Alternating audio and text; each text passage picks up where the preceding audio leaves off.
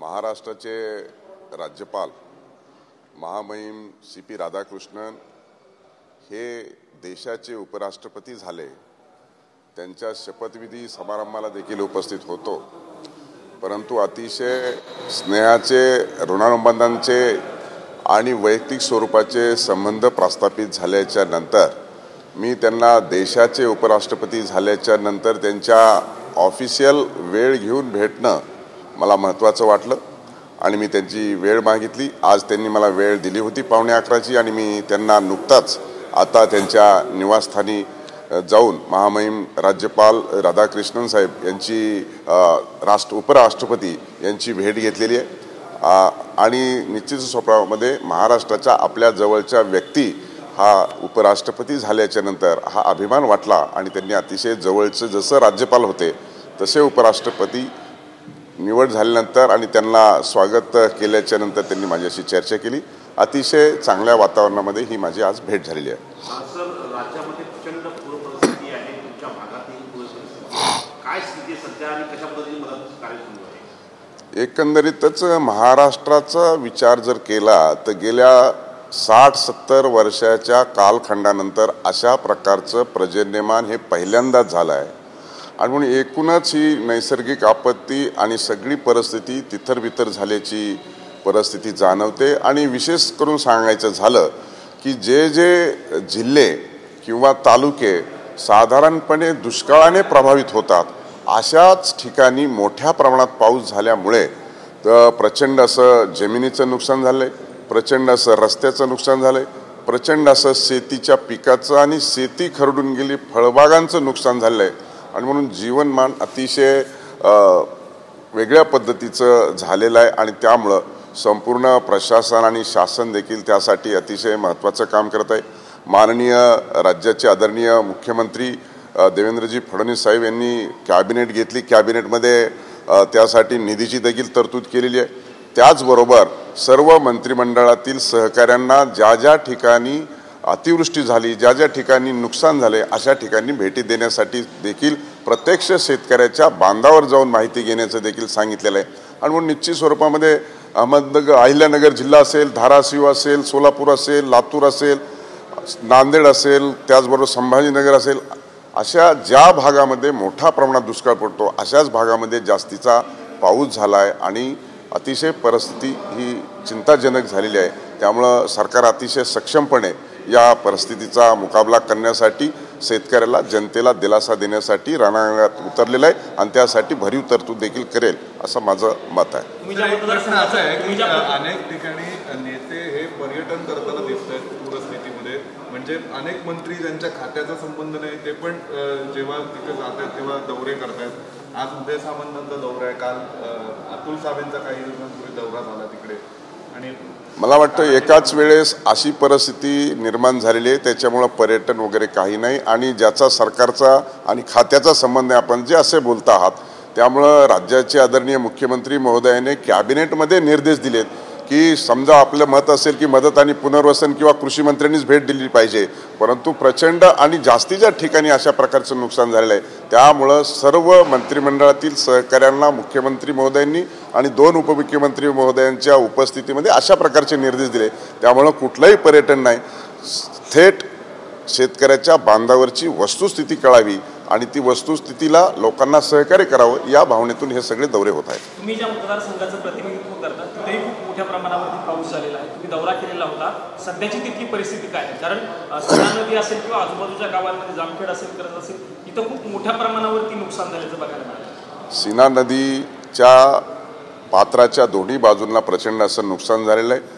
अहिल्यानगर जिल्ह्यातून सुरू होत असलेली ही नदी पलीकडे बीड जिल्ह्यातील आष्टी तालुका, त्याचबरोबर इकडे श्रीगोंदा आहे, कर्जत आहे, जामखेड आहे आणि खाली देखील धाराशिव आणि सोलापूर जिल्ह्यातील भाग येतो।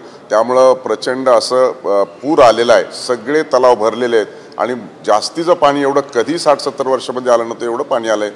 त्यामुळं सगळे बंधारे तुटलेत, सगळे जमिनी खरडून गेलेल्या आहेत। अशा परिस्थितीमध्ये सगळीकडे भेटी झालेल्या आहेत। आता प्रस्ताव तयार करण्याचं काम सुरू आहे। एका महिनाभराच्या कालखंडामध्ये पुन्हा हे बंधारे बंद करावे लागतील, त्यासाठी सुस्थितीमध्ये बंधारे आणावे लागतील। त्यासाठी प्रशासन स्तरावरती त्याचं ड्राईव्ह घेतला जातो आहे, त्यासाठी निधी उपलब्ध करण्याच्या दृष्टिकोनातून प्रयत्न केले जात आहेत. त्यामुळं या भागात देखील दुष्काळच असतो, परंतु परतीचा मान्सून अतिशय मोठ्या प्रमाणात 60-70 वर्षानंतर आल्यामुळं सगळं क्षेत्र आणि शेतकरी हे प्रभावित झालेले आहेत, मोठ्या प्रमाणात नुकसान झालेलं आहे. सरकार आता त्यासाठी मदत करेल अशी अपेक्षा. रोहित पवार म्हणतात की शेतकऱ्यांना हेक्टरी 50,000 रुपयाची मदत केली पाहिजे, कारण जी मदत आता दिली जाते टोकडी आहे, त्यामुळे 50,000 रुपये हेक्टरी मदत केली पाहिजे अशी त्यांनी मागणी केली. मला वाटतं की विरोधी पक्षाचं कामच आहे की एवढं द्या तेवढं द्या, आणि म्हणून कोणी सत्तेत असलं तरी शेवटी सगळा विचार करू आणि शेतकऱ्याला खऱ्या अर्थाने मदत मिळण्याच्या दृष्टिकोनातून मदत ही वाढीव मिळाली पाहिजे आणि त्या दृष्टिकोनातून सरकार निश्चित विचार केले. परंतु फक्त क्रिटिसाइज करणं हे विरोधकांनी न करता सगळ्यांच्या वरती हे सामूहिक संकट आहे या भावनेतून याच्याकडे पाहिलं पाहिजे. 5,000 रुपयाची मदत द्यावी अशा प्रकारचा सूचना होत्या तुमच्या मतदारसंघामध्ये, तुमच्या परिसरामध्ये सगळ्यांना मिळाली का? मला वाटतं की संसार उपयोगी वस्तू गेल्याच्या नंतर तरतुदीप्रमाणे जिल्हाधिकाऱ्यांनी सरसकट ज्यांचं नुकसान झालंय त्यांना मदत मिळण्याच्या दृष्टिकोनातून निर्देश दिलेले. मी देखील उपस्थित होतो. मला वाटतं जी तरतूद आहे त्याच्या अनुषंगाने निश्चित स्वरूपामध्ये मदत मिळेल. जेव्हा 2019ला निवडणुकीला तुम्ही सामोरे जातो तेव्हा सांगितलं होतं आम्ही कर्जमाफी देऊ, तशी परिस्थिती आहे का? कारण कर्जमाफीच नाही तर शेतकऱ्यांना सध्या भरीव मदत देखील गरजेची आहे. मला वाटतं आदरणीय देवेंद्रजी फडणवीस हे शेतकऱ्यांचे हिताचे निर्णय घेत असताना कोण काय म्हटलंय आणि कोण काय म्हणत नाही याचा विचार न करता आपण जर त्यांच्या मुख्यमंत्री कालखंडामधला जर काही निर्णय बघितले तर आपल्याला त्याची जाणीव होईल. जलयुक्त शिवार अभियानसारखी योजना कोणी मागणी केली नव्हती, परंतु संपूर्ण महाराष्ट्रामध्ये 22,000 गावामध्ये ही योजना घेऊन गेली आणि शेतकऱ्याचं उत्पन्न वाढवलं. आपण जसं आता सांगितलं की निवडणुकीच्या कालखंडात, तर मी आपल्याला आणखी एक आठवण करून देतो की वर्षानुवर्ष शेतकरी म्हणत होते की आमचे विजेचं बिल माफ केलं पाहिजे. मला वाटतं माननीय आदरणीय राज्याचे मुख्यमंत्री देवेंद्रजी फडणवीस साहेबांनी संपूर्ण शेतकऱ्यांचं वीज बिल माफ केलेलं आहे आणि पुढचं वीज बिलासंदर्भातले कुठलेही सुतोवाच केलेले नाहीत. त्यामुळं आपण जे कर्जमाफीचं सांगताय की माननीय मुख्यमंत्री महोदयांनी संपूर्ण मंत्रिमंडळ महाराष्ट्रामध्ये जिथे नैसर्गिक आपत्ती आली तिथे पाठवलेले, त्या दृष्टिकोनातून ज्या सूचना प्राप्त होतील आणि जे काही आश्वासन दिले त्या अनुषंगाने योग्य तो निर्णय निश्चित स्वरूपामध्ये घेतील. त्यामुळं देवेंद्रजी फडणवीस साहेब हे लोकांची, शेतकऱ्यांची आणि जनतेची अडचण पाहून निर्णय घेणारे मुख्यमंत्री आहेत. त्यामुळं निश्चित स्वरूपामध्ये योग्य तो निर्णय घेतील. 2017मध्ये सर कर्जमाफी अनाऊन्स केली गेलेली, तेव्हा 6.5 लाख असे शेतकरी आहेत जे पात्र होते, पण ते अजून वंचित राहिलेले आहेत या लाभांपासून असं माहिती येते आहे. आणि इतकंच नव्हे तर ते इतकं वेट करतात आणि अजूनपर्यंत त्यांची म्हणजे काहीच त्यांना मिळालं नाही.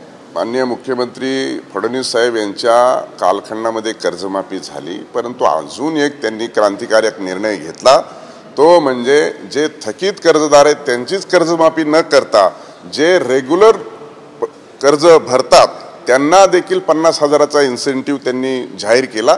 परंतु काही शेतकऱ्यांना तो 50,000चा इन्सेंटिव्ह देणं बाकी आहे आणि अशा प्रकारचा एक वेगळा निर्णय देखील माननीय फडणवीस साहेबांनी घेतलेला आहे. त्यामुळे कर्जमाफीचा निर्णय घेत असताना जे देणं बाकी आहे ते देखील देण्याच्या संदर्भात शेवटी जाहीर केलंय, बजेटमध्ये तरतूद केली, परंतु तिथे त्या शेतकऱ्यांना मिळाली नाही. ते मिळण्याच्या दृष्टिकोनातून देखील ते रिव्ह्यू घेतील आणि त्याप्रमाणे योग्य ती कारवाई करतील. एकीकडे सगळं हे झाल्याच्या नंतर, नुकसान झाल्याच्या नंतर ज्यांच्यावरती जबाबदारी आहे, पंचनामीकरण असेल किंवा इतर गोष्टींची शासनाला माहिती देणं असेल, ही प्रशासनाची जबाबदारी आहे. कलेक्टर असतील किंवा तलाठी असतील यांची सगळ्यात महत्त्वाची भूमिका असते. पण असं असताना धाराशिवचे कलेक्टर मात्र एकीकडे लोक दुष्काळानं किंवा ओल्या दुष्काळामध्ये अडकलेले असताना धाराशिवचे कलेक्टर मात्र डान्स करताना बघायला मिळतात. त्याचा व्हिडिओ देखील समोर. मला असं वाटतं की कुठला एखाद्या आता या डिजिटल मीडियावरती कुठला कधीचा कोणत्या तारखेचा व्हिडिओ कुठं जोडला जातो मला माहिती नाही आहे, परंतु एक विषय आहे की आता आपण सगळं अत्याधुनिक तंत्रज्ञानाच्या माध्यमातून आपल्याच हे आता चॅनलवर डायरेक्ट लाईव्ह सुरू आहे. त्याच्यामुळे पूर्वी अशी परिस्थिती नव्हती आणि त्यामुळं सॅटेलाईटद्वारे सर्व शेतकऱ्यांचे पंचनामे घेण्याची तरतूद आत्ताच्या पंचनाम्यामध्ये आहे.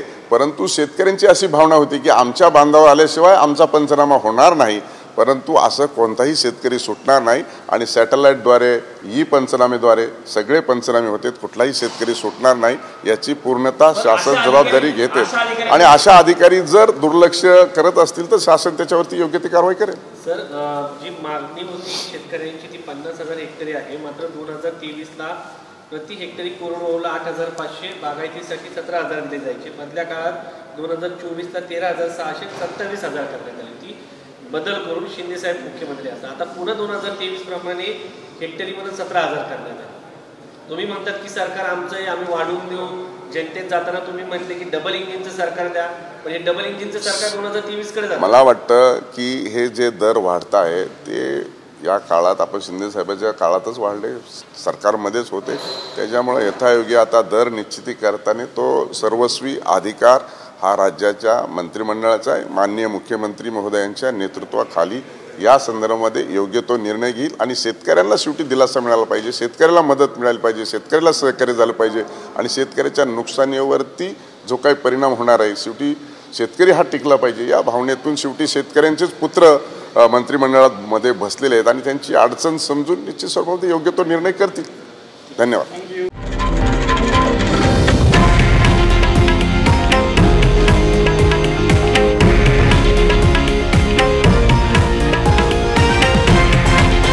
हे आहे देशातील नंबर 1 न्यूज नेटवर्क आणि आपण पाहत आहात TV9 मराठी, एकमेव.